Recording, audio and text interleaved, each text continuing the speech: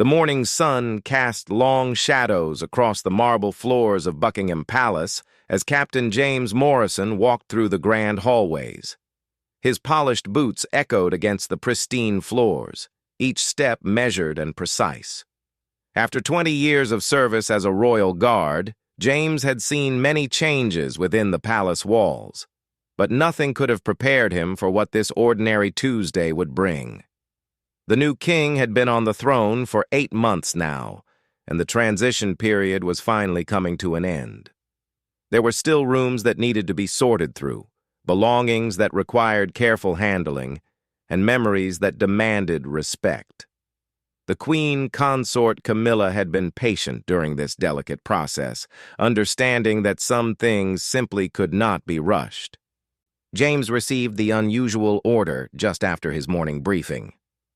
"Captain Morrison," said the palace secretary, a thin man with wire-rimmed glasses who always spoke in hushed tones.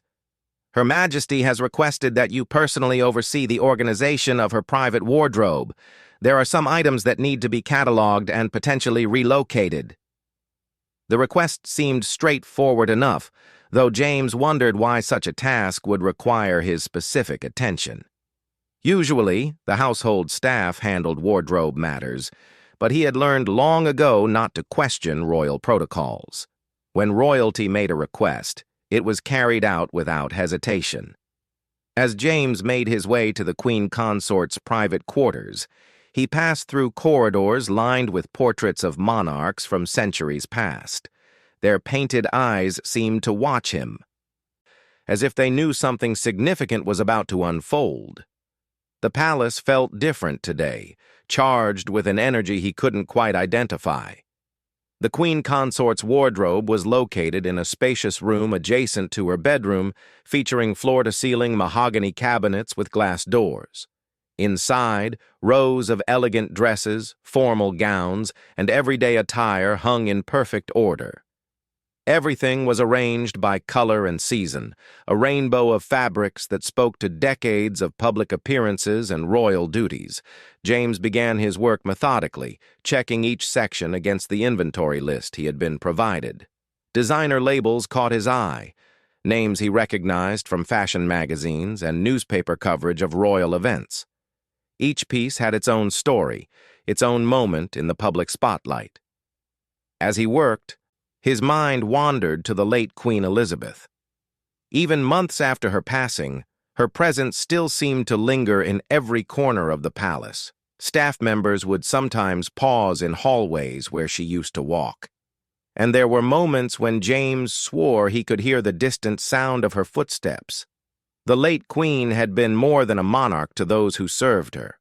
She had been a constant, reassuring presence for over 70 years. Her dedication to duty was legendary, and her kindness to staff was genuine. James remembered countless small interactions, how she would remember the names of guards' children, how she would inquire about family members who were ill, how she made even the most nervous new staff member feel at ease. Working through the wardrobe, James noticed how carefully everything had been maintained. Each garment was properly spaced, protected from dust and light damage. The attention to detail reflected the respect that surrounded everything connected to royalty, even something as personal as clothing. Hours passed as James continued his methodical work. The morning sun had given way to afternoon light filtering through the tall windows. He was nearly finished with the main section when he noticed something unusual. At the far end of the wardrobe, behind a row of winter coats, there appeared to be another compartment. The section was partially hidden, accessible only by moving aside several heavy garments. James hesitated for a moment, unsure if this area was included in his assignment. But his instructions had been clear, to catalog everything in the wardrobe completely. Moving the coats aside, James discovered a smaller, more intimate space. The lighting was dimmer here, and the air seemed to carry the faint scent of lavender and old wood. This wasn't just storage space. It felt like something more personal, more private. His heart began to beat faster as he realized what he was looking at. This wasn't simply another section of the Queen Consort's wardrobe. The items here were different, older, and carried an unmistakable sense of history. James reached for his phone to contact his supervisor, then stopped. Something told him he should see exactly what was here before involving others. His training had taught him to be thorough, to gather complete information before making reports. As he looked more carefully at the hidden compartment, James noticed that the items inside weren't arranged like the rest of the wardrobe. These pieces seemed to have been placed here with special care, almost reverent attention. The fabrics looked different too, heavier, more formal, with a weight that spoke of ceremony and tradition. The late Queen's personal belongings had supposedly been carefully relocated months ago, handled by specialists who dealt with royal artifacts and historical items. So what could possibly be in this forgotten corner of the current Queen Consort's wardrobe?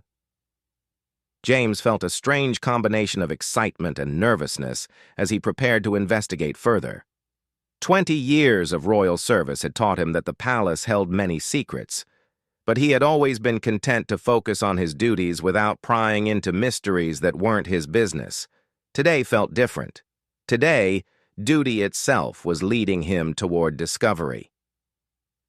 The afternoon light continued to shift through the windows, casting dancing shadows across the hidden compartment. James took a deep breath, steadied himself, and reached toward the carefully preserved items that waited in the shadows. Whatever he was about to find, he knew instinctively that it would change everything about this ordinary Tuesday. The palace seemed to hold its breath around him as he moved closer to uncovering what had been kept hidden in plain sight. James's hands trembled slightly as he reached into the hidden compartment. The first item he touched felt familiar, yet impossible. Heavy silk with intricate embroidery that seemed to shimmer even in the dim light. As he carefully lifted the garment, his breath caught in his throat. There, hanging before him in pristine condition, was the late Queen Elizabeth's Coronation Robe. The magnificent purple velvet robe, embroidered with golden thread and adorned with ermine trim, was unmistakable. James had seen it countless times in photographs and documentaries about the 1953 coronation, but seeing it in person was overwhelming. The craftsmanship was extraordinary. Every stitch told a story of devotion and reverence for the crown. But how could this be here? According to everything James knew, all of the late Queen's ceremonial garments had been carefully transferred to the royal collection months ago. Yet here was perhaps the most significant piece of royal regalia, hidden away in the current Queen Consort's private wardrobe. James stared at the robe, his mind racing through possibilities. Had there been some mistake in the original inventory? Had this somehow been overlooked during the transition? The robe was in perfect condition, suggesting it had been carefully maintained and recently placed here. As he examined the garment more closely, James noticed something else that made his pulse quicken. Pinned to the inside of the robe was a small, cream-colored envelope. The paper looked expensive, with a slight thickness that suggested importance. Written on the front in elegant handwriting were the words, "For my dear successor." The handwriting was unmistakably that of Queen Elizabeth. James had seen her personal correspondence enough times to recognize the distinctive style, the careful loops, the precise spacing, the regal confidence that marked every letter she wrote. With shaking hands, James unpinned the envelope. He knew he was crossing into territory that went far beyond his assignment, but something compelled him forward.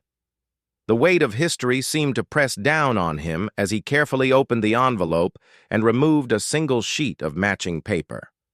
The letter began simply, "My dear Camilla."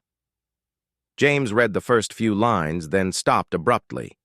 This was intensely private correspondence from one queen to another.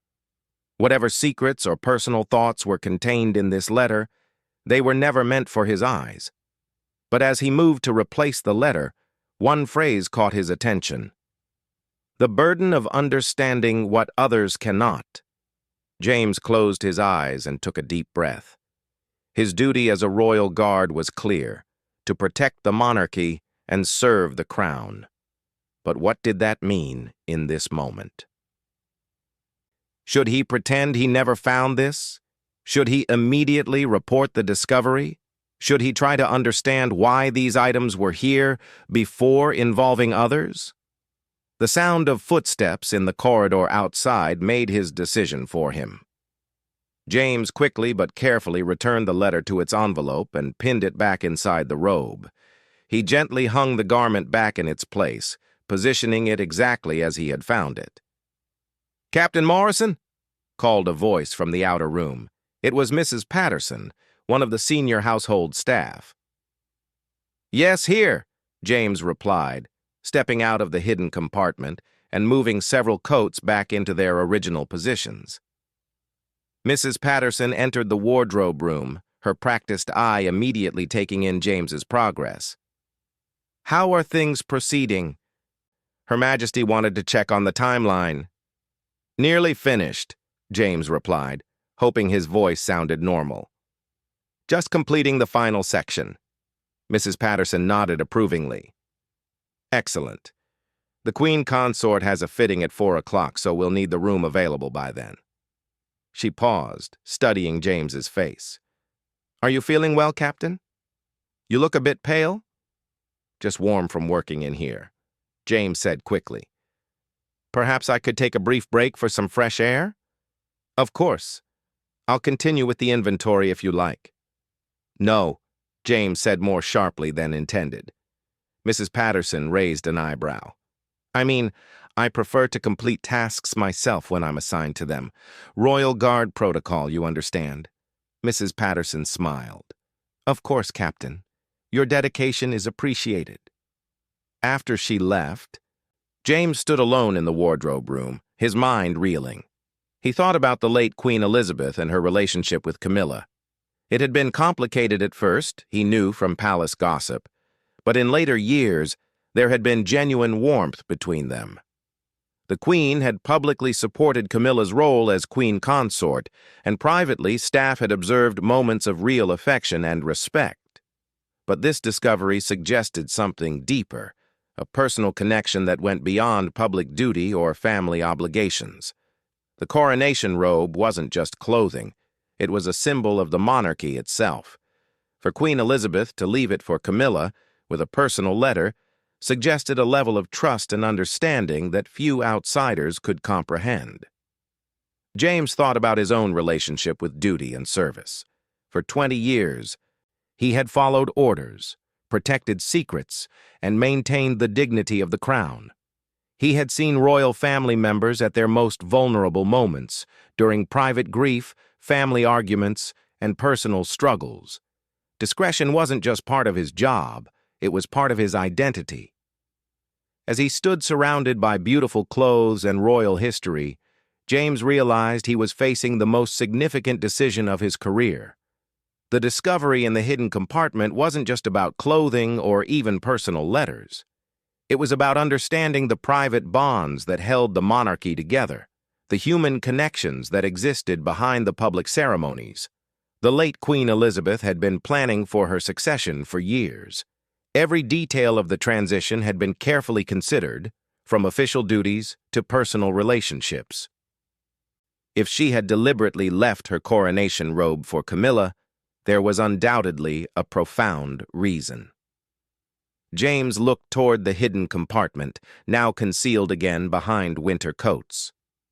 Whatever was in that letter, whatever message the late Queen had wanted to convey to her successor, it was part of a private conversation between two women who understood the unique burden of royal duty. The afternoon sun continued its path across the sky, and James knew his time in the wardrobe room was limited.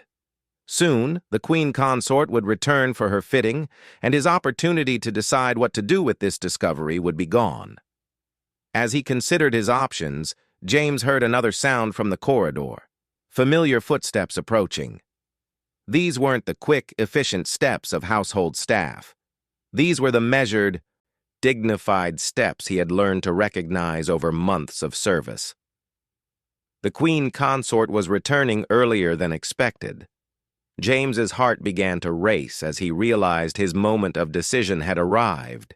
In seconds, he would need to choose between pretending ignorance and acknowledging what he had found.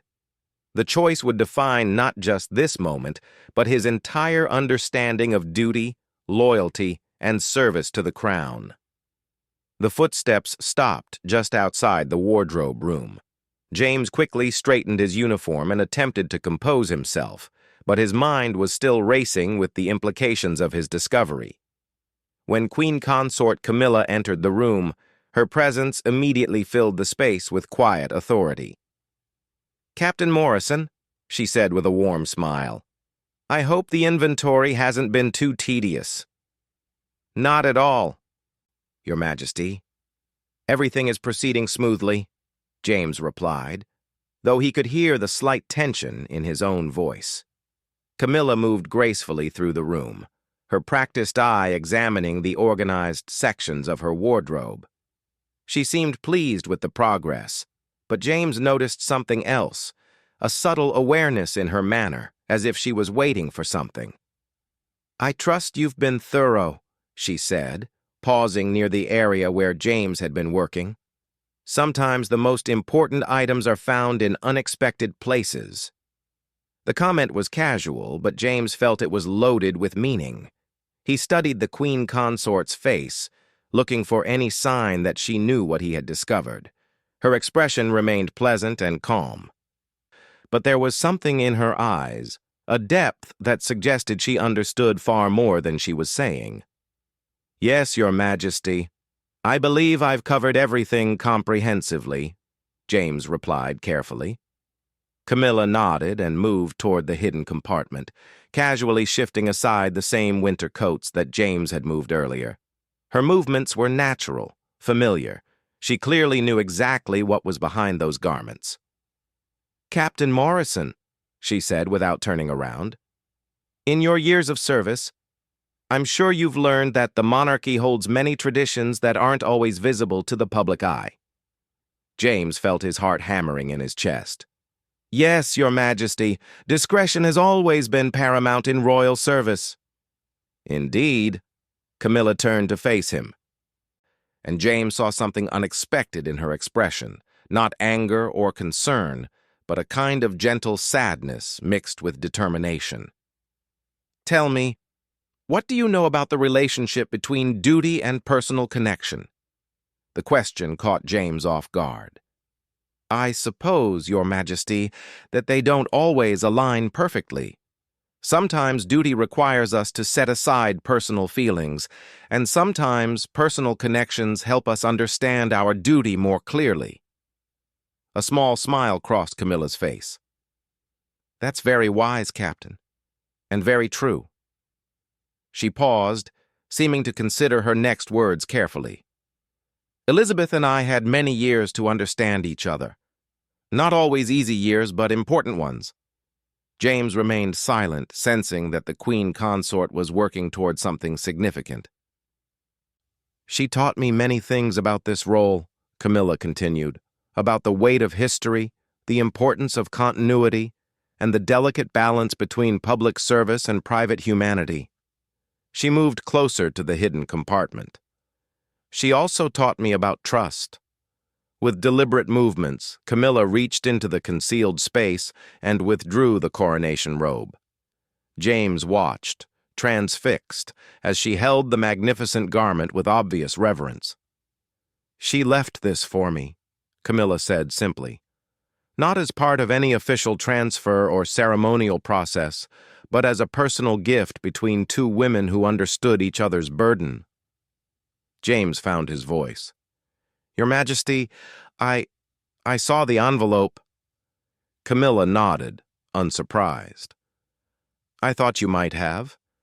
You're very thorough, Captain Morrison. It's one of the reasons I specifically requested your assistance today." The revelation hit James like a physical blow. This hadn't been a random assignment or an accidental discovery. The queen consort had deliberately orchestrated this moment, knowing he would find the hidden robe and letter. "You wanted me to find it," James said, more a statement than a question. "I wanted someone I trust to understand," Camilla replied. "Someone who represents the very best of royal service. Loyalty, discretion, and genuine care for the institution we all serve." She carefully removed the envelope from inside the robe and held it for a moment, lost in thought. Elizabeth's letter contains her private thoughts about the monarchy's future, her hopes, her concerns, and her faith in the people who will continue the work she began. It's not meant for public consumption, but it is meant to be understood by those who serve the crown with complete dedication. James felt the weight of trust settling on his shoulders. "What would you like me to do, Your Majesty?" Camilla replaced the envelope and gently hung the robe back in its place. "I want you to understand that this monarchy survives because of personal connections as much as public ceremonies. Elizabeth chose to trust me with her legacy, just as I'm choosing to trust you with this knowledge."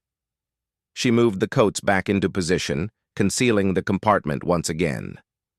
"The coronation robe will remain here, at least for now. It's not about possession or display. It's about remembering that we are all temporary guardians of something much larger than ourselves." James nodded, beginning to understand the profound nature of what he had witnessed.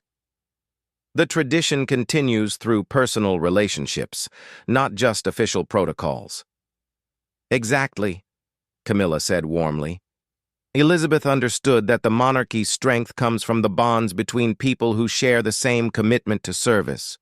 She wanted me to have not just the authority of queenship, but the wisdom and support of someone who had walked this path before me." As the afternoon light continued to shift through the windows, James felt something fundamental changing in his understanding of royal service. For 20 years, he had focused on duty, protocol, and protection. Now he was seeing the human connections that made those duties meaningful. "Your Majesty," James said quietly, "thank you for trusting me with this." Camilla smiled, and for a moment, the formality between them lessened. "Thank you for understanding it, Captain Morrison. The monarchy needs people who can see both the grand ceremonies and the quiet moments of human connection that make them possible." As she prepared to leave the wardrobe room, Camilla paused at the door. "The inventory can be marked as complete," she said with a knowing look. "Everything important has been properly catalogued." After she left, James stood alone among the organized clothes and hidden treasures. He thought about Queen Elizabeth, working privately to ensure that her successor would have not just official support, but personal encouragement. He thought about Camilla, carrying the weight of a role that required both public strength and private vulnerability. Most of all, he thought about his own role as a royal guard. For years, he had protected the monarchy from external threats, but today he had been entrusted with protecting something even more precious: the private bonds of understanding and support that allowed the institution to flourish. James completed his paperwork with careful attention to detail, noting the successful organization of the Queen Consort's wardrobe without mentioning any unusual discoveries. As he prepared to leave, he took one last look at the room where he had learned so much about duty, trust, and the hidden connections that sustained the crown. Walking through the palace corridors as the day drew to a close, James felt a renewed sense of purpose. He was not just guarding buildings or people, he was protecting a living tradition that connected past, present, and future through personal relationships and shared commitment to something greater than individual ambition. The late Queen's coronation robe would remain in its hidden place, carrying her love and wisdom forward into a new reign. And James Morrison, Royal Guard, would carry the knowledge of that gift with the same discretion and dedication that had marked his 20 years of service. Some secrets were meant to be kept, some traditions were meant to be quietly preserved, and some discoveries were meant to deepen understanding rather than expose mysteries. As evening settled over Buckingham Palace, James knew he had been forever changed by this ordinary Tuesday that had revealed the extraordinary bonds holding the monarchy together.